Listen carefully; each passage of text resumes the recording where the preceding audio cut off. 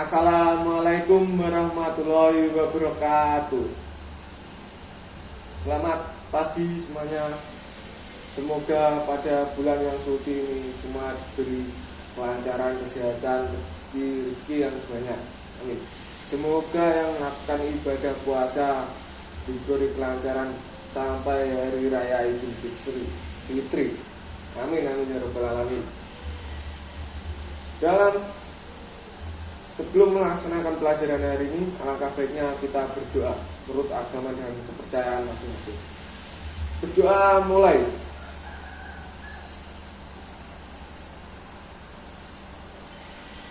Berdoa selesai. Dalam pagi hari ini, alangkah baiknya kita melaksanakan yel-yel ya. Untuk biar yang puasa itu tidak lemas, semakin bersemangat. Jika saya menyebutkan selamat pagi, maka semuanya menjawab pagi luar biasa gitu ya. Oke, kita sekarang kita laksanakan. Selamat pagi luar biasa. Oke, alhamdulillah ya. Dalam pelajaran hari ini saya akan membahas tentang perilaku konsumen dan produsen dalam kegiatan ekonomi. Setiap kegiatan yang dilakukan manusia dalam rangka memenuhi kebutuhan hidupnya dinamakan kegiatan ekonomi. Bagaimana pola perilaku ekonomi atau bagaimana pola perilaku konsumen dan produsen dalam kegiatan ekonomi? Untuk mengetahui pola perilaku konsumen dan produsen, kita perlu memperhatikan kegiatan ekonomi. Memperhatikan kegiatan ekonomi, masyarakat dapat dikelompokkan menjadi 3, yaitu produksi, distribusi, dan konsumsi. Nah, pertama kita akan membahas tentang konsumsi. Konsumsi, ada yang tahu tentang konsumsi? Boleh dijawab. Belum ada. Kalau belum ada saya jelaskan. Konsumsi dalam kegiatan tertentu, kamu pasti sering mendengar istilah konsumsi ya. Konsumsi itu adalah menyediakan makan dan minum. Dari contoh konsumsi adalah kegiatan makan dan minum. Apakah konsumsi hanya berhubungan dengan makan dan minum saja? Konsumsi mempunyai pengertian kegiatan mengurangi atau menghabiskan nilai guna atau manfaat suatu barang dan jasa atau jasa. Dan yang kedua itu kita tujuan dan perilaku konsumen. Dalam kegiatan ekonomi, seorang konsumen melakukan kegiatan konsumsi mempunyai beberapa tujuan. Terdapat 4 tujuan kegiatan konsumsi, dan ini juga merupakan pola perilaku dan perilaku dari konsumen. Yaitu yang pertama, mengurangi nilai guna barang atau jasa secara bertahap. Setiap orang yang melakukan konsumen dan mengurangi nilai itu guna barang secara jasa tersebut secara bertahap atau sedikit gitu. Sebagai contohnya adalah memakai pakaian dan kendaraan dan sepatu. Kita beli sedikit tapi kan. Dan yang kedua, menghabiskan nilai guna barang sekaligus. Konsumen juga menghabiskan nilai guna barang sekaligus. Dan yang ketiga, memuaskan kebutuhan rohani. Tidak hanya kebutuhan secara fisik saja tujuan seseorang konsumen. Melakukan kegiatan konsumen akan tetapi juga melakukan konsumsi akan melakukan kebutuhan rohani. Kebutuhan rohani seperti contohnya membeli kitab suci, contohnya. Agar dapat melakukan konsumsi seseorang harus mempunyai barang atau jasa. Dikonsumsi yang dapat diperoleh dengan menggunakan alat tukar. Jika mempunyai barang atau jasa, kita bisa mendapatkan dengan alat tukar berupa uang.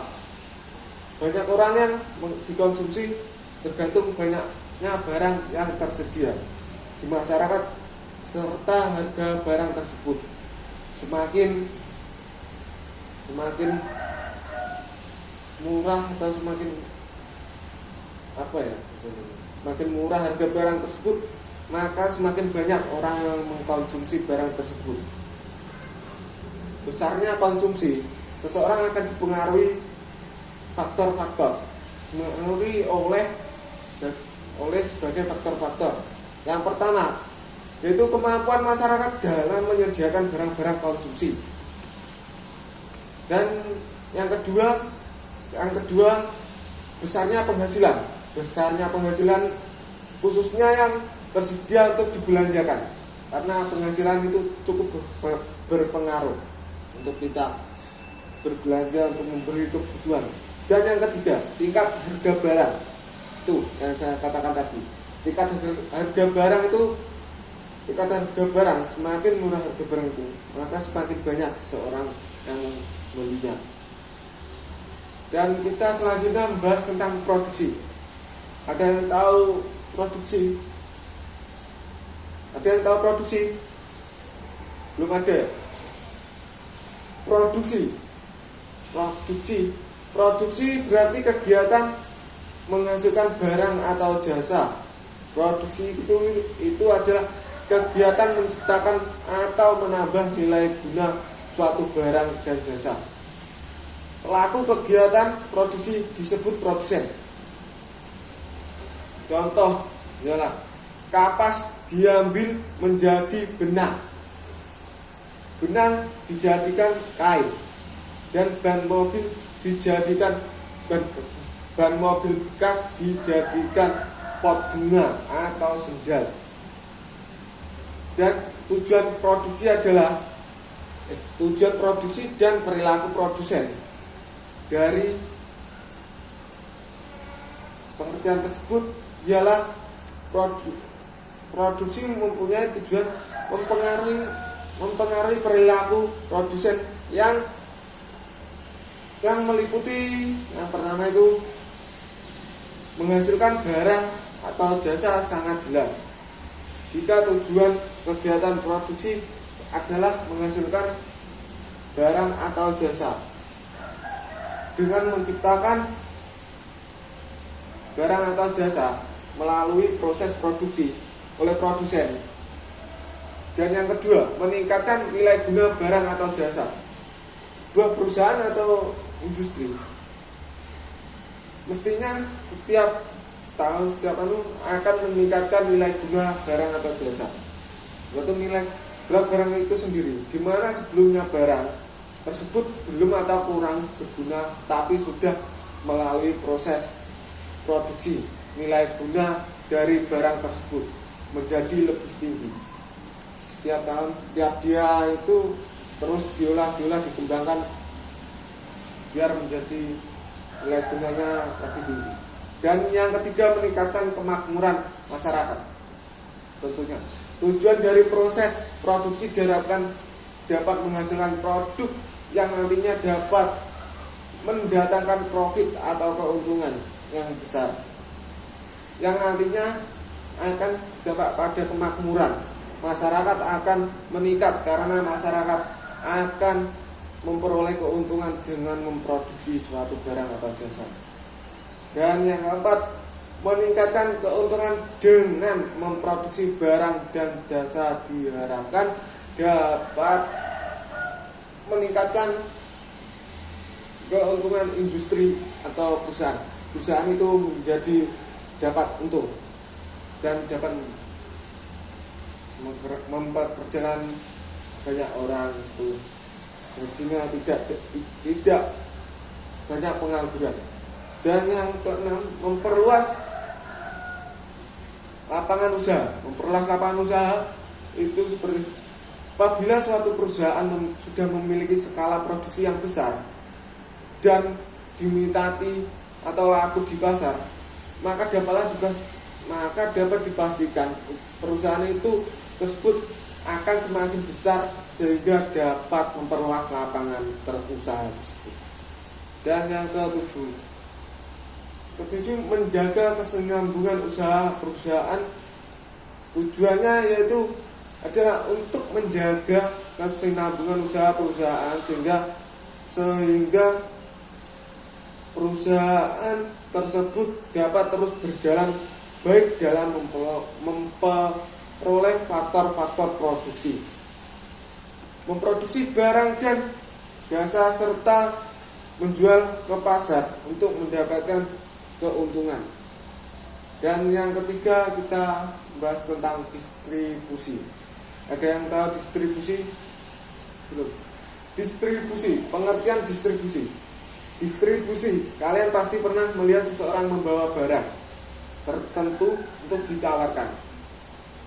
Apa kalian pernah, kalau di pasar itu, apakah kalian pernah contohnya melihat orang bawa barang untuk ditawarkan, atau seorang penjual, tukang sayur gitu? Contohnya ya seperti itu pada pembeli. Contohnya seperti tukang sayur, tukang bakso, dan tukang sate. Dia membawa barang untuk diobrolkan atau ditawarkan kepada pembeli.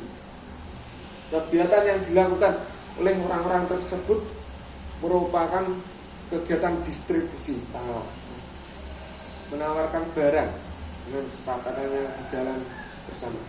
Distribusi merupakan kegiatan ekonomi yang menjembatani kegiatan produksi dan konsumsi. Berkat distribusi, barang dan jasa dapat sampai ke tangan konsumen. Dengan demikian, kegunaan dari barang dan jasa akan lebih meningkat setelah dapat dikonsumsi. Dari apa yang baru saja diuraikan, semuanya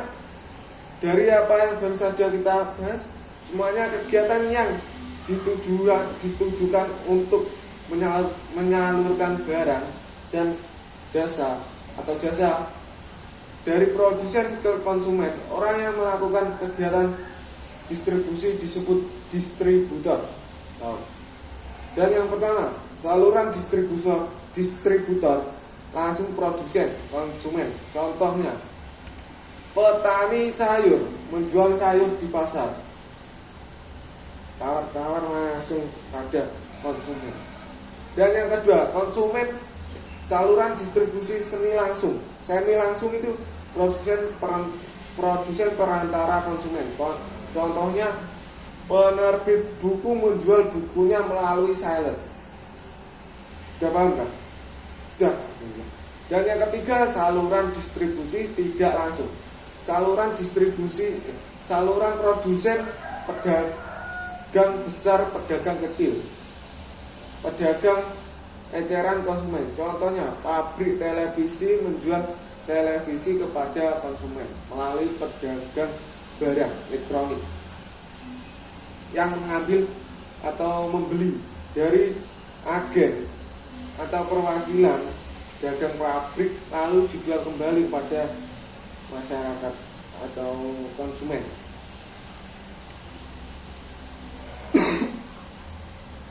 Yang sudah paham atau belum paham? Selanjutnya, kalau sudah paham, kita membahas distribusi. Distribusi itu, kalian pernah melihat seseorang membawa barang, contohnya tukang sayur.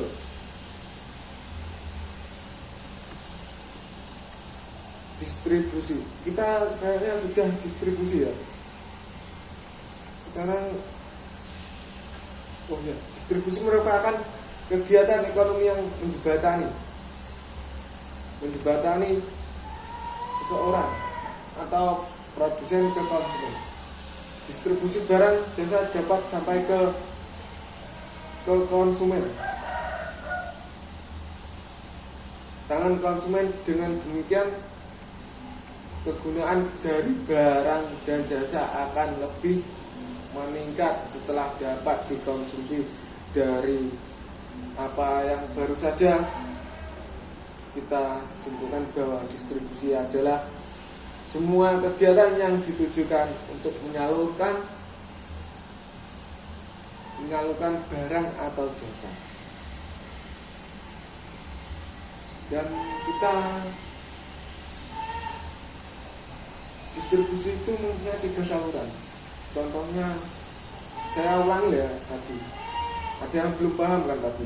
Yang pertama itu petani sayur, menjual sayur di pasar contohnya. Seperti itu. Petani sayur menjual sayur di pasar. Karena produsen perantara konsumen. Contohnya penerbit buku menjual buku melalui sales. Dan yang ketiga, saluran distribusi tidak langsung.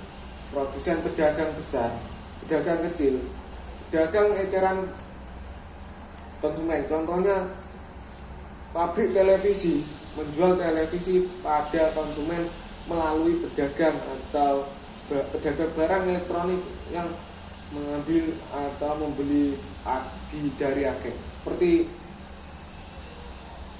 toko yang menjual televisi, tapi pabrik televisi itu dibeli toko, pabriknya lalu dibeli lagi oleh konsumen, diperjualkan oleh masyarakat. Perilaku ekonomi adalah siapa saja yang terlibat dalam perilaku kegiatan ekonomi dalam proses produksi, distribusi maupun konsumsi. Pelaku ini bisa dalam bentuk individu, kelompok, atau masyarakat pada umumnya. Pelaku ekonomi dikelompokkan menjadi 3 jenis, yaitu rumah tangga, perusahaan, dan pemerintah. Masing-masing mempunyai fungsi atau peran yang saling melengkapi. Yang pertama, rumah tangga. Rumah tangga merupakan unit ekonomi yang paling kecil. Rumah tangga berperan sebagai penyedia jasa, sebagai faktor produksi. Selanjutnya, faktor produksi yang dimiliki oleh rumah tangga akan digunakan perusahaan untuk menghasilkan barang dan jasa. Kemudian rumah tangga akan menggunakan barang dan jasa yang dihasilkan perusahaan. Selanjutnya, yang kedua yaitu perusahaan. Perusahaan adalah organisasi yang didirikan dengan tujuan untuk menghasilkan barang dan jasa yang dibutuhkan masyarakat. Perusahaan dapat beroperasi dengan bantuan atau pihak rumah tangga. Kemudian sebagai imbalan, perusahaan itu memberikan upah atau gaji pada para pekerja, membayar sewa pada pemilik tanah itu. Perlu diingat, perusahaan tidak selalu memproduksi barang, tapi juga memproduksi jasa. Contohnya perusahaan angkutan, jasa naik haji dan umroh, jasa pengiriman barang, jasa cukur rambut, jasa penukaran uang, dan lain-lain. Dan yang ada yang sudah paham atau belum? Ada yang belum paham? Sudah paham semua? Dan yang ketiga kita bahas tentang pemerintah. Pemerintah ialah sebagai pelaku ekonomi. Pemerintah berperan dalam mengatur kegiatan ekonomi.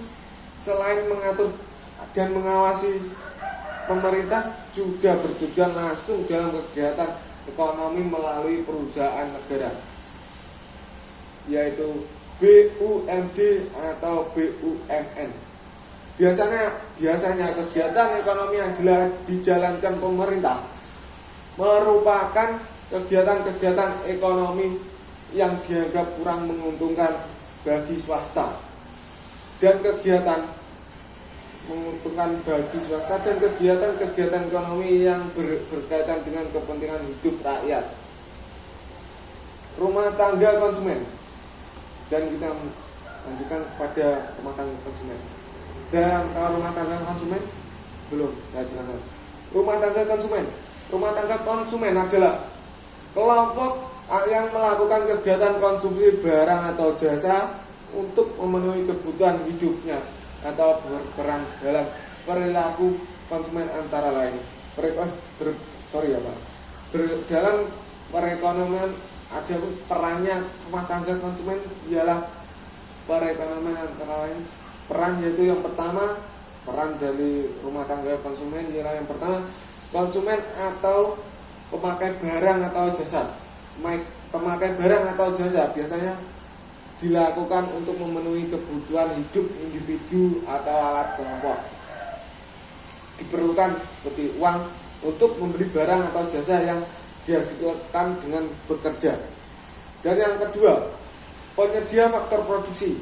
Rumah tangga konsumen memiliki peran lain, yaitu sebagai penyedia faktor produksi. Faktor produksi sendiri dapat dikelompokkan menjadi 4 bagian, termasuk sumber daya alam, modal, tenaga kerja, dan kewirausahaan.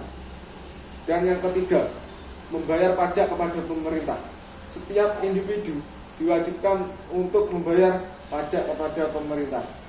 Pajak yang diberikan kepada pemerintah digunakan untuk melakukan pembangunan nasional seperti jalan, demikian demi kemakmuran rakyat.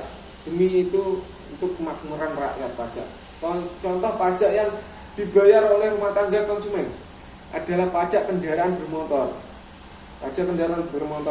pajak penghasilan, serta pajak bumi dan bangunan atau PBB, pajak bumi dan bangunan. Cukup ya materi kali ini. Oh iya, kurang lebihnya saya mohon maaf jika kurang berkenan dalam memberikan materi hari ini. Oh ya, saya akan menyampaikan dalam keadaan masih pandemi Covid ini, alangkah baiknya semuanya masih dapat memenuhi protokol ya, dapat memenuhi protokol menjaga kesehatan, dan kita melaksanakan 3M. Cukup ya, mungkin saya sudah menguras waktu Anda yang cukup banyak.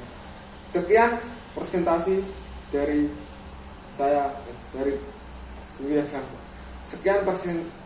Sekian pembelajaran hari ini. Saya akhiri. Wassalamualaikum warahmatullahi wabarakatuh. Waalaikumsalam warahmatullahi wabarakatuh.